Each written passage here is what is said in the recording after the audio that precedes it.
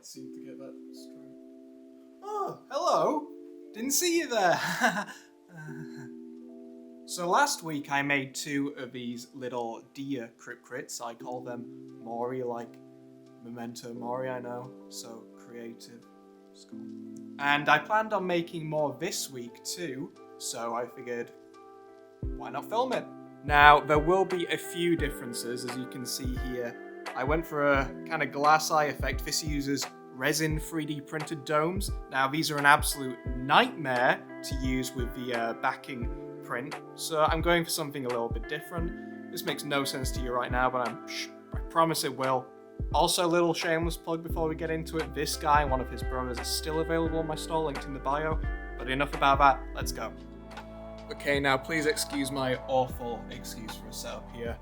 I'm not going to be living here long, so I decided not to really bother too much. Anyway, so all my prints start out as 3D sculpts. As you can see here, this was done in ZBrush. This is actually a sculpt I believe I originally made in 2020. It's been updated over the years. The one thing that I have added most recently is I've edited the eye so it has a socket. Now in this socket we'll be able to put a glass cabochon with a JPEG of an eye design printed behind it. Now that should give us like a glass eye effect that will bypass what I just mentioned about the awkward 3D printed eyeball. Again, probably makes no sense. We'll get to it. You may also be able to notice that there are, well, the whole thing is hollow and there are holes on the sides and the tops and bottoms. This is so we can easily affix the faceplate to the actual doll body, and the overall hollowness is because, well, resin can be kind of expensive. And so once the sculpt is made manifold for printing, we take it into Lychee, where we add the supports. This will essentially make it so it's actually capable of printing, because the resin printer can't just print it in midair. But regardless, I'm about to slice a file onto a USB stick, take it upstairs to the printers, and then we'll let the magic happen. Before taking the prints off the build plates, I equip my magical gloves of resin fondling. I believe these particular prints were printed at 30 microns, which gives us a nice bunch of detail. And in total, I think they varied between 8 hours on one of the printers and 10 on the other. This might not seem like a long time, but when you've got nothing else to do and you just sat cross-legged by it like a kid on Christmas morning, it mounts up. To wash off the excess resin, I'm dunking the print in isopropyl alcohol and then giving it a wash in the wash and cure station. By the way, I'm well aware how used up isopropyl alcohol is. I like to get my money's worth. Once the alcohol is dried off, I dunk the print in hot water. This helps ease the connection between the supports and the print, and then I just pry them off. With the supports removed, we just need to give it one last post-cure to make it safe to touch.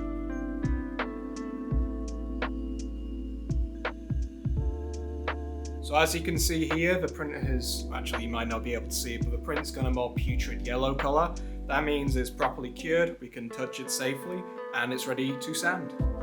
Okay, please forgive my muffled voice. I try and avoid breathing in any more cancer-causing particles than I have to. So, usually when I sand these, I start off with a pretty rough file. That's because despite my efforts to dial the settings in right on my printers, I usually get a bit of overexposure at the bottom, leading to weird lumps like this, which need to be filed down, along with the bumpy support arcs. So, let's get started.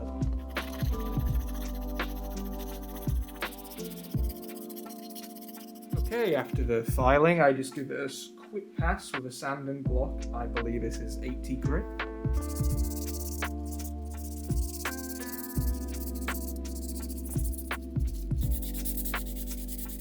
Okay, now usually the rest of the actual print surface is pretty clean, but I do like to go over it with a last polish. So here we have just a lame off-brand Dremel, equipped with a steel wool attachments.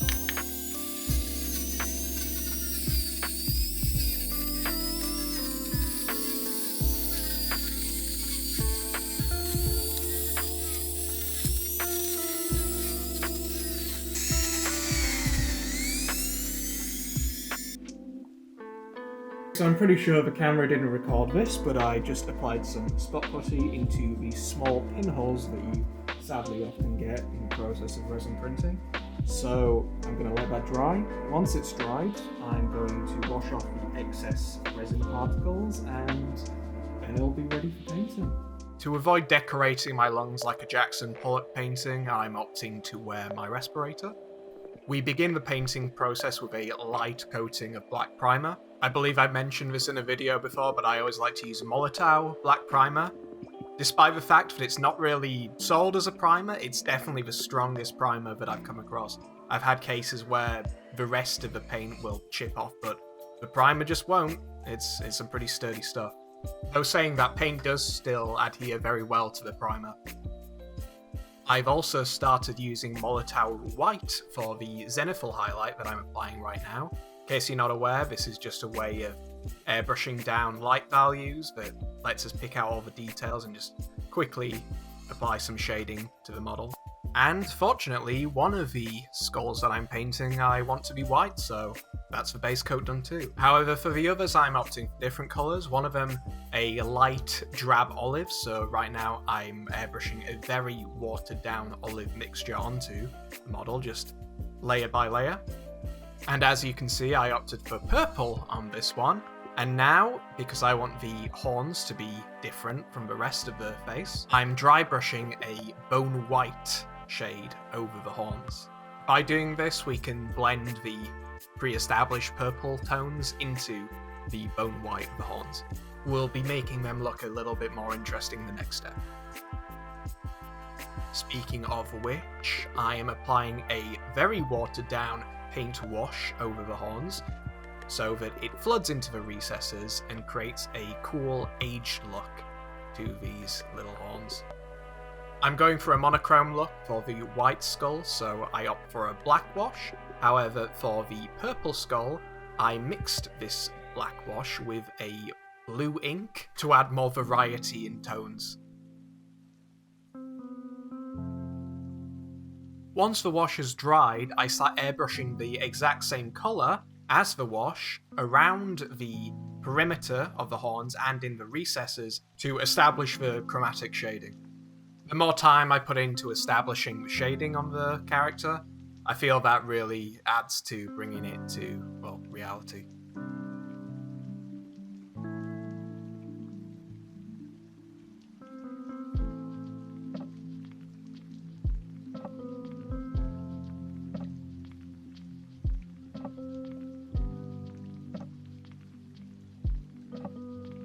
Once the paint from the airbrush has dried, I start going in with a brush to paint in the eyes. For the purple skull, I'm going with a white that I mix with a tad bit of yellow, and for the other skulls, I'm just painting those black. Since we're about ready to start on the oil stage, I'm sealing that paint in with a quick spritz of Pledge floor polish varnish. To make the oil wash, I squeeze out some oil paint and then mix a ton of mineral spirit into that mix. I'd say probably around 10 or 20% oil paint, and then the rest of that is mineral spirits. Really depends on how heavy I want the wash. As you can see here, I'm going a lot heavier than I usually would because I'm trying to go for a really grubby aged look to these skulls. Once the paint is applied, I start dabbing it off with some tissue paper that is soaked in the mineral spirits.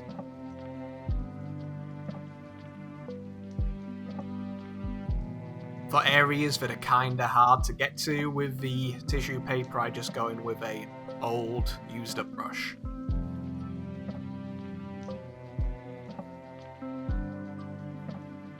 Oil paint tends to take quite a bit longer than acrylic paint to dry, but since we're watering it down so much with the spirit, after about half an hour I find that it's ready to varnish. I airbrush on another few layers of the aforementioned floor polish. This is to make the surface of the face extra scratch resistant and resilient. And then for the final finish, I mix some matte Mod Podge into that. After giving the varnish a little time to cure, I decide to gloss up the eyes, and for this I either use UV resin or UV nail gel. I usually opt for the gel because I find that it applies a lot smoother than the resin for some reason. So since the eyes look kind of barren right now, we need to make the glass cabochon iris. For this, I dab some dimensional glue onto a printout of the eye, then apply the glass cabochon, move it around a bit just to get rid of any bubbles, and then let it set. Once dried and cut out, I apply some of the same glue into the socket, then take the cabochon and plug it into the socket.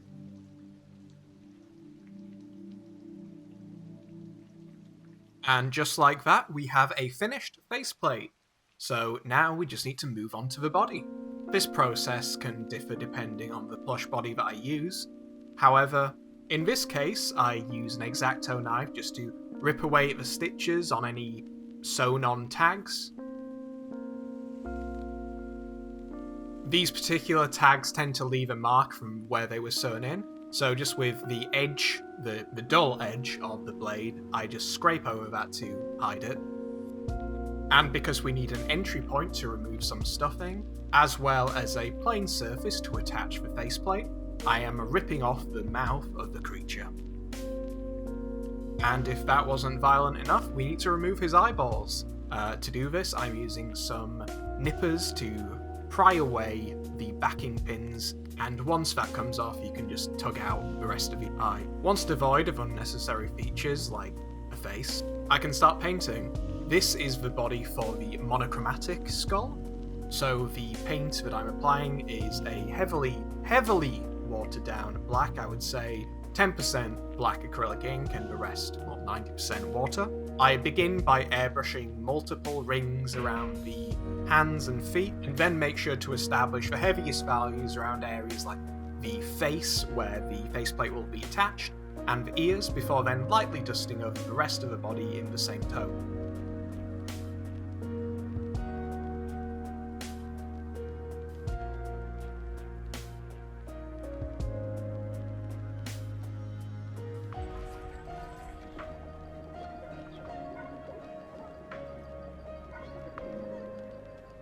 I felt like the paw pads were a little too white and clean, in contrast to the skull, so I'm just applying a little bit of grunge to those two.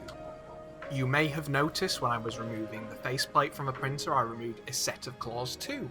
Using alcohol inks, we're about to dye those claws and then attach them to the doll. As you can see here, I'm mixing up the colour I want, and then I just dunk the claws into the alcohol pot. I give them a quick brushing over, make sure they're all nice and saturated, and then I just pop them out and get on with the next. To affix the claws, I first need to rip all the stuffing out of the doll from the head to the paws, and using an X-Acto knife, I cut out small slits where I want the claws to be attached.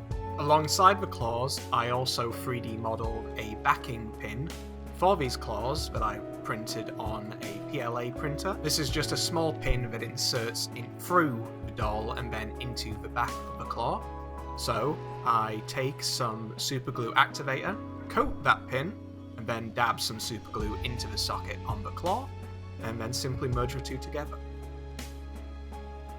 The activator dries mostly instantly, so I don't have to hold the two together for too long. Once it's cured hard as concrete, I then repeat this process for the rest of the claws.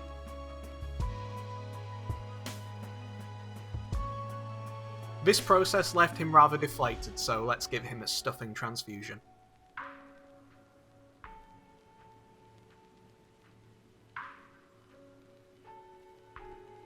The moment of truth is here. It's time to attach the faceplates to the bodies. This is where the holes in the faceplates come in handy. You see here I pierce holes in the face to thread through zip ties, which I then thread through the holes in the faceplate, allowing me to zip up zip tie, and it pretty much seals the faceplate in place. Not only does this add quite a lot of structural integrity to the bond between the faceplate and the body, it also means I can pre-establish whether I'm happy with how the face sits on the body before I start permanently gluing it.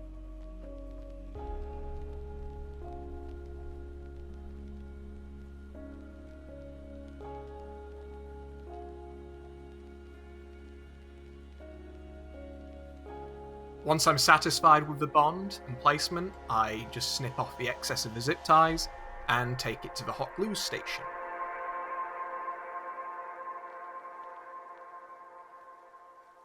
To cover up the zip tie bits, I dab some hot glue over them and then press the fur over the little box shape.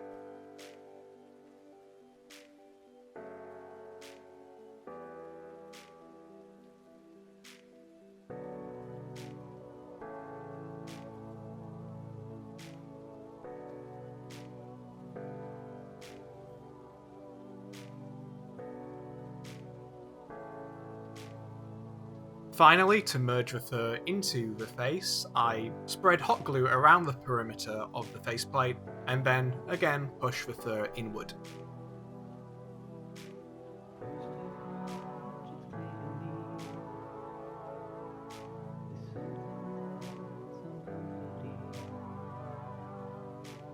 And that was the final step of the process. All 3 dolls are now completely finished. Let's take a look at them.